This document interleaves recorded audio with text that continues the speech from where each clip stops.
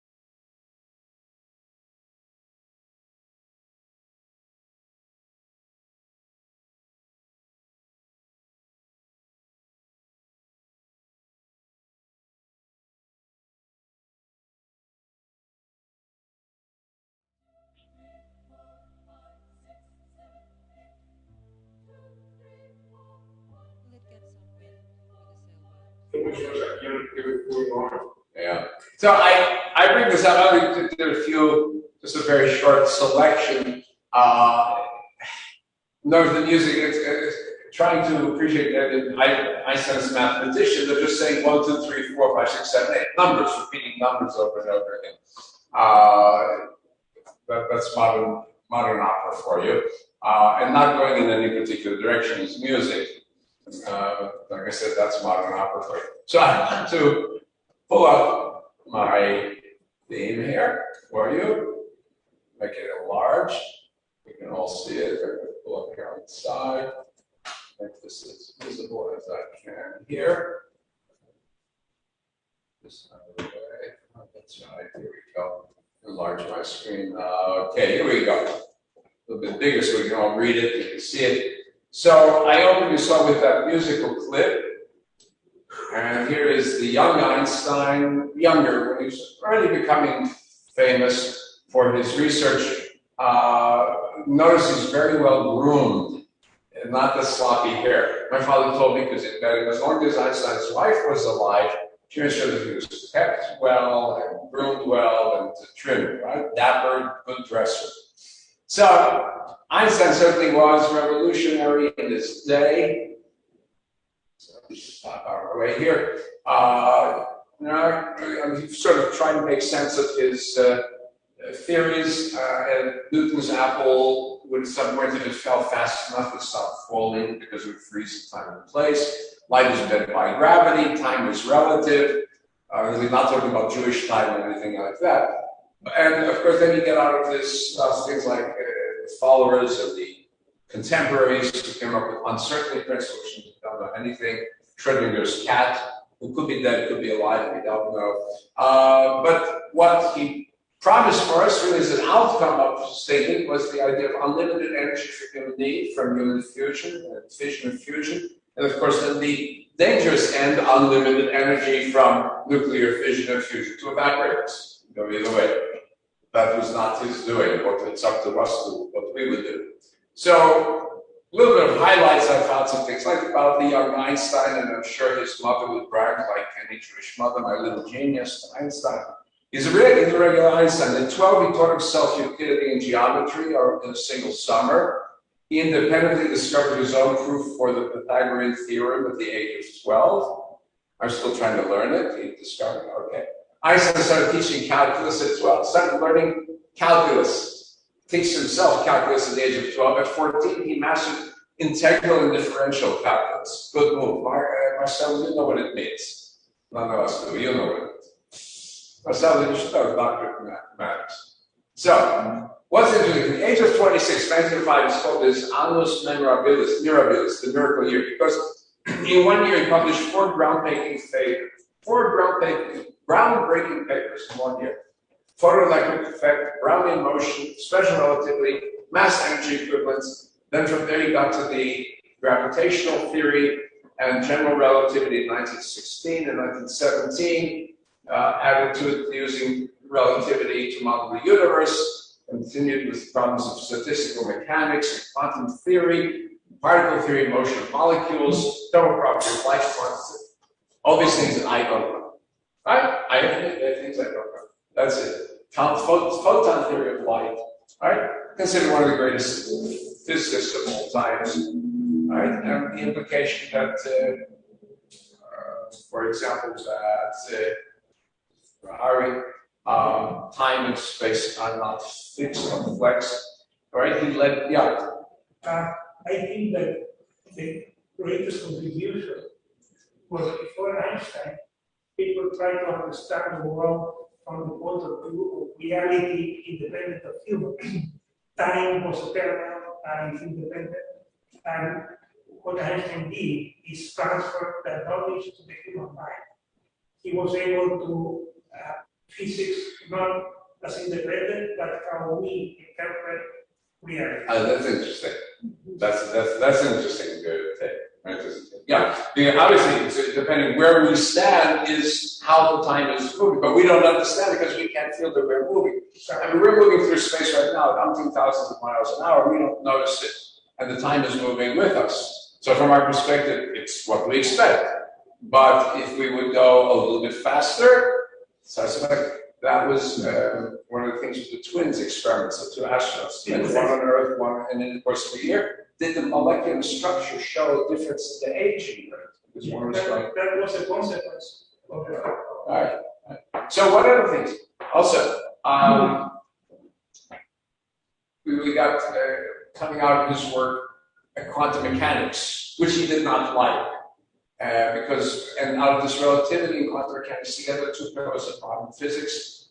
So there's what we call Heisenberg principle of uncertainty, which means you can know where something is at a given moment, but you can't know how fast, if it's moving or where it's moving to or from. You can know where something is moving to from the velocity, but you can't know where it is because at the moment you're examining it, it's not where it is. Right? So there are things that cannot be known. And then the other thing is the Schrodinger's cat. Because we have a black box, inside the box is a cat. We don't know if the cat is alive or dead. When we open the box, the cat is alive or the cat is dead. Did the opening of the box cause the cat to be alive or dead? Notice that our very observation of something may be causing the result, not the result causing our observation. Right? Go figure. And you all know his famous equation equals mc squared, the world's most famous equation. Very simply, the amount of energy that is released is the mass times the speed of a body squared.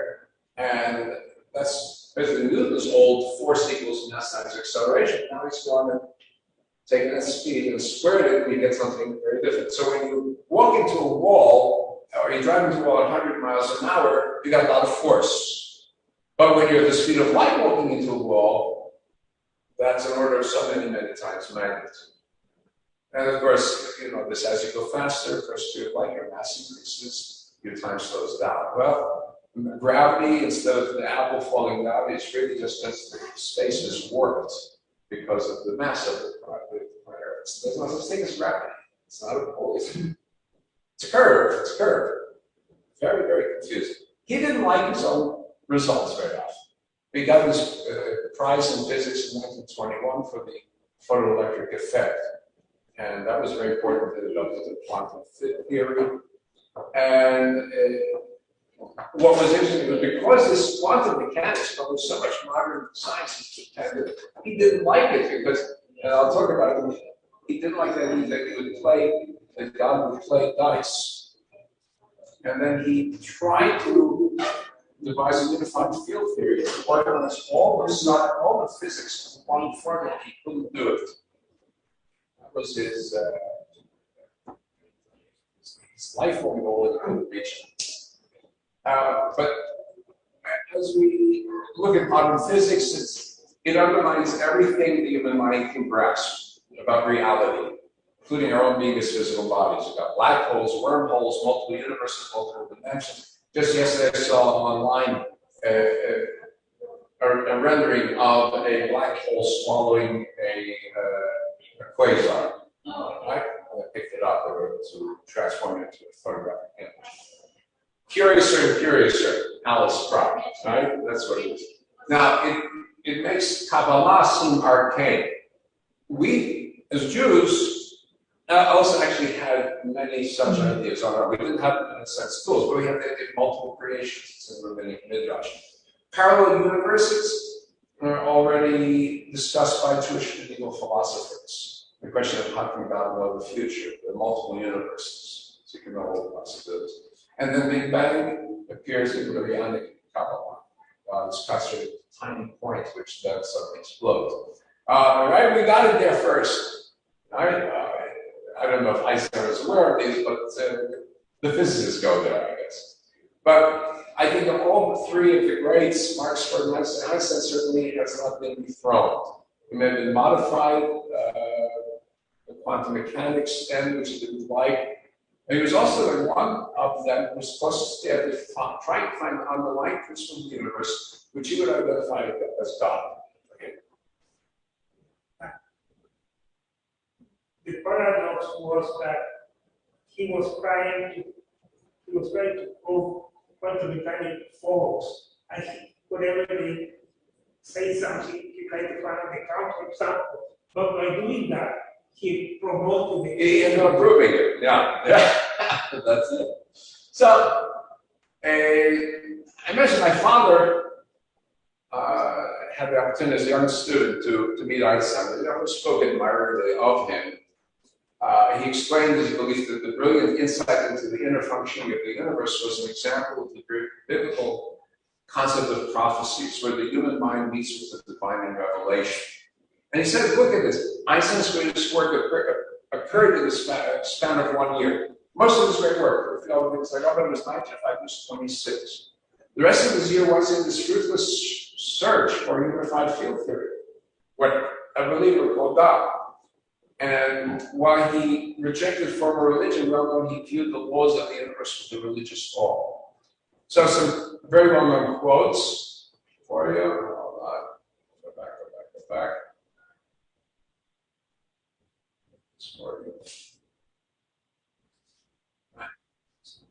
There we go. Knowledge of the experience of something we cannot penetrate. Our perceptions of profoundest reason, most brilliant beauty, which only the most primitive forms are accessible to our minds. It is this knowledge and the motion that constitutes true religiosity. And in this sense, and only in this sense, I'm a deeply religious man. It's kind of Spinozian enthusiasm, the universe, God embodied in the universe. And the theory, and he goes ahead, the theory of quantum mechanics says a lot, but does not really bring any closer to the secret of the old one. There's this term, the old one. Atik Yoman is an old Jewish phrase for God, the old one, the one of our ancient days. And so he says, at any rate, he does not throw dice, right? Nothing is abstract, except he doesn't throw dice. It's a personal idea. Now, other versions have God does not throw dice, but apparently this version was he doesn't throw dice, right? Even though he rejected a personal God. And it's, in some sense, he was right, because what Hannah says, we cannot observe more work. We have to make hypotheses, and then we do statistics of those hypotheses. But things happen in one way, not in all the ways that possible ways. So in some sense, God doesn't. So many things do come to an outcome. Yeah. It's just that a lot of things about parallel universes, multiverses, wormholes, strength. All of these are trying to explain reality. Yeah. Yeah, go figure. Okay, so how did my father get to meet Einstein? He was a rabbinical student in Berlin, Hochschule für Wissenschaften, and he met with Einstein at his home in Potsdam to plan what would become, and they didn't realize this, Einstein's last popular lecture in Germany, it was the end of 1932, was to be a fundraiser for the Jewish students group that my father headed. And as I said, at the end of 1932, Hitler was going to win the elections that fall and then become chancellor in 1933. So he took not yet the chancellor of Germany. And Einstein then left for a lecture tour to the USA. And right after he left, Hitler was the chancellor, took over, and the gates of Berlin were shut against him. It's ironic, it was just 200 years, just short of 200 years after Mendelssohn arrived at the gates of Berlin, the great Jewish genius of 200 years ago, and Einstein, the that great Jewish genius. One opened the gates, the other one the gates were shut. So a little bit more on Jewish Einstein. On his Jewishness, he said this in 1921. He was giving a paper on relativity in the Sorbonne. It's in France. It says, if I'm proved correct, the Germans will call me a German. The Swiss will call me a Swiss because he did his research in Switzerland. French will call me a great scientist. If relativity is proved wrong, the French will call me a Swiss. The Swiss will call me a German. The Germans will call me a Jew. So during the rise of Nazism, it was claimed that it was Aryan science as opposed to Jewish science. Einstein was Jewish science, therefore he was wrong. Aryan science was like later. It was claimed that he stole his papers from a dead German soldier on the battlefield. It wasn't his paper. But he did it 10 years before the war started. That's why when I see claims made in educational academic circles of what's called white science or white math or ethnic science of math or teaching mathematics where the truth is whatever the kid thinks it is according to his background, it raises my hackles because that is what was done with Jews and Jewish science in Germany. And also was done with science in the Soviet Union. Right? The ideology controls science, no, that's the same. So, then he has a quote, the conflicts between science and religion have all sprung from fatal errors. The science without religion is lame, religion without science is blind. Interesting take. It's not against religion, it's against the unknowing religion. Okay. There were also attempts to claim that Einstein distanced himself from Israel and Zionism. This was being put out by pro-Palestinians, by their adherents from the left wing, that Einstein was against Israel, that Einstein was against the state of Israel. And what they're doing is conflating his original ideas that originally there would be a Jewish homeland and the Jews and Arabs would live side by side, and then later on realized that there needed to be a separation between the two. He admittedly recognized it, as he saw what was happening with the Holocaust. And he protested, what he did protest was the dangerous actions, for example, the Etzel, Begin, and the Ir Yassin, and that is what he protested against. But even the massacre of Ir Yassin now, we really not have been a wholesale massacre. That also seems to have been not the case. But I'm going to say the best defense of Israel, the best defense of right of Jews to Israel, the best defense of Zionism, was Einstein's letter to Nehru. India had just gained its independence. And Einstein called on Nehru to give support to the Jewish request for Israel. By the way, Gandhi, when he was asked about what should Jews do in the Holocaust, Gandhi said Jews should turn the other cheek, that if Jews would give up their lives as martyrs, the whole world would be shocked and recognize the evils of Nazism. That was Gandhi. I do not have that much respect for Gandhi. I don't think in India today they actually have that much respect for his teachings.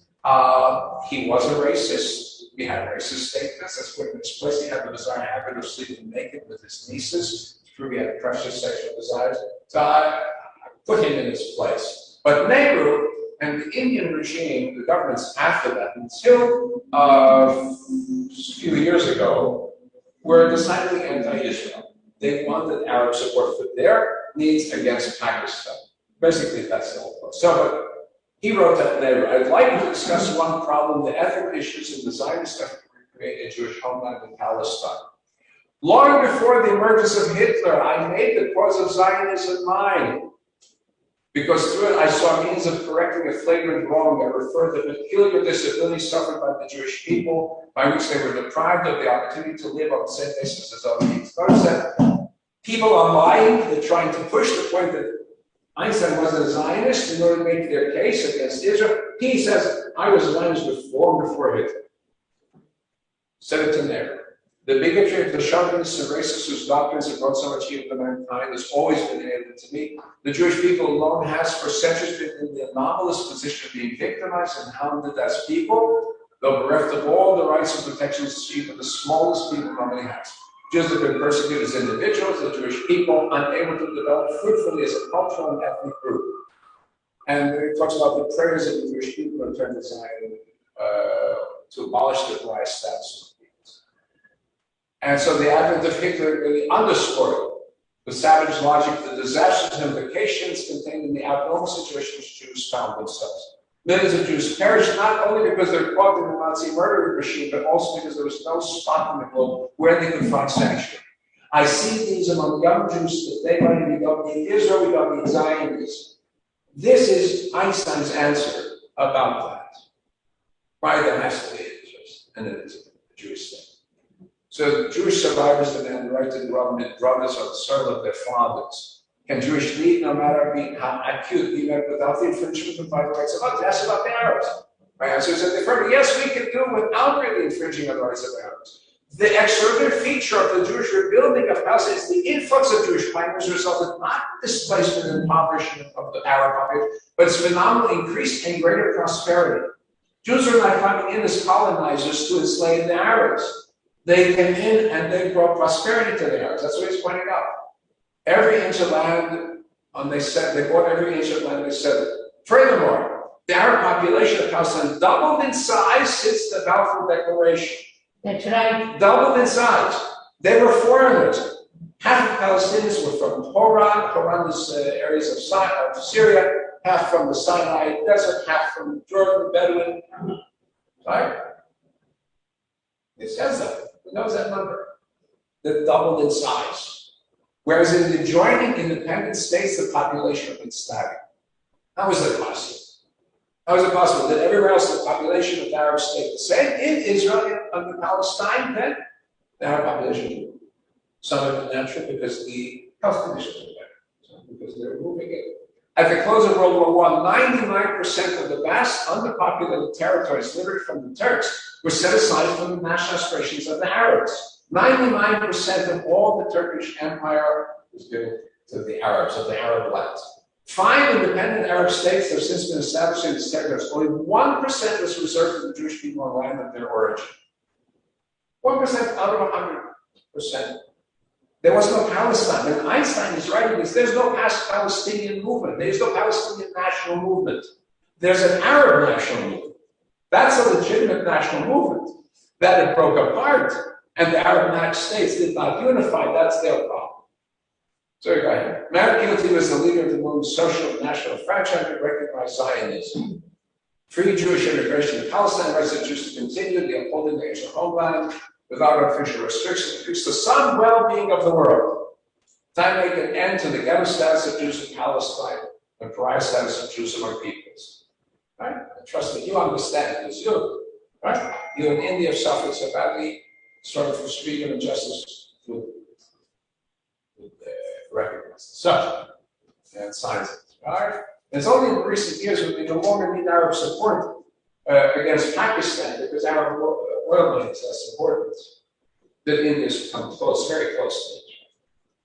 So Einstein, when Truman recognized Einstein, said it's the fulfillment of our Jewish dreams. In 1952, when Chaim Weizmann, who was Einstein's friend, passed away, the Israeli newspaper Haaretz printed an editorial offering Einstein to become the new president. Einstein declined, says, I'm deeply moved by the offer from the state of Israel. I'm saddened and ashamed I cannot accept it. Right? So he was happy when he'd been thought of by Israelis. It was joked at the time with Einstein's mathematical genius, he would have been able to solve the mess of Israel's poor economy when they wrote it. So Israel's economy was a mess, a big mess for the first 2 decades. As they moved away from the old socialist structure, as all the newly liberated colonized countries discovered, as they moved away from this centralized economy moved forward. But Einstein wasn't involved in it, so Israel had to fix themselves. But here, last one, we know Einstein also has a kind of a cut-up figure, so I said, all right, I must give tribute to his sense of humor. Einstein sticking his tongue out at the rest of us, poking fun at us, and Einstein's a beloved scoffer, and this is in German. The translation, the definition of insanity is to do the same thing repeatedly and expect a different result. Right? I feel that the fact that it says I don't know, but that is a very good explanation of insanity. So Einstein, as a Jew, as a staunch loyal Jew, as the defender of the state of Israel, Einstein saying things that are very relevant. There is the famous institute, the Einstein in Israel. In Israel, a lot of things are the same. Yeah. Okay. So with that, let's go stop share. We stop share, and going to end our service. Everybody who's watching online, all of you here, Shabbat Shalom, and everything good. We're going to get Kiddush.